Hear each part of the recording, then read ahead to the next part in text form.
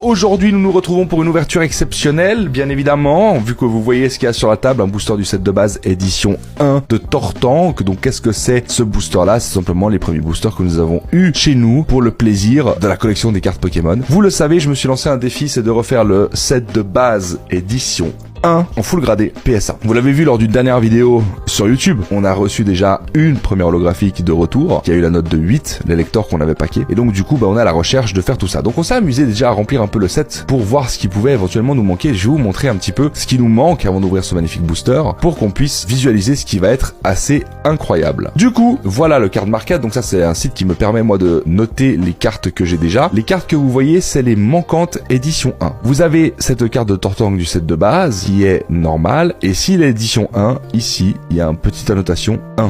Et moi, en gros, je refais tout mon set en édition 1 gradé. Donc, voilà ce qui nous manque. Énormément de choses, mais ça va aller petit à petit, on va avancer, etc., etc. Dans le booster que je vous ai présenté ici, il n'y a pas d'holographique. C'est un booster léger, ça veut dire qu'on sait qu'il n'y a pas de carte holographique à l'intérieur, hormis si le mec, il s'est fait arnaquer et qu'on sait pas peser. Mais normalement, il n'y a pas d'holographique. Ça veut dire que nous pouvons paquer dans ce booster uniquement les cartes hors holographique. Les cartes les plus rares qu'on va pouvoir paquer, il n'y en aura qu'une seule, c'est une carte rare. Elles sont là. C'est les seules cartes rares qui existent. Le mieux qu'on peut espérer, c'est le Draco, pour moi, le Electek, qui est les deux plus intéressantes. Les dresseurs aussi, ils restent cool, parce que de toute façon, ça coûte cher. Mais si on peut avoir un Pokémon, on est plutôt content. C'est ces cartes-là qui vont nous intéresser. Dans les cartes manquantes, vous voyez qu'il manque énormément. Donc, holographique, on enlève. Mais voilà toutes les cartes qui nous manquent. Donc, à chaque fois qu'on fait un hit dans ces cartes-là, on est heureux. Donc, chaque carte, on va regarder petit à petit. Vous voyez qu'il y a beaucoup de peu communes, mais il y a aussi des communes. Il me manque plein de choses. Donc, ouvrir ce booster-là, pour moi, est pas rentable, parce que bon, c'est pour ma collection perso. Mais c'est assez le kiff. Bien évidemment, par la suite, je vais les rechercher. Pas ouvrir full booster pour faire la collection, c'est pas non plus le but. Mais voilà. C'est combien un booster édition 1? Écoute, ça dépend de toi et de comment tu arrives à négocier avec les gens. Je vais t'annoncer une fourchette entre 500 si t'as de la chance, je pense, 450, 500. Ça peut aller jusqu'à 800, tout dépend, 900, tout dépend de l'illustration, en vrai. Tout dépend de l'état, tout dépend de plein de choses. Et un booster lourd, on est à plus sur 1500 €, en 1900, voilà. Donc voilà, le booster lui-même est ici. Et donc on va s'amuser à ouvrir tout ça. Bien évidemment, nous sommes armés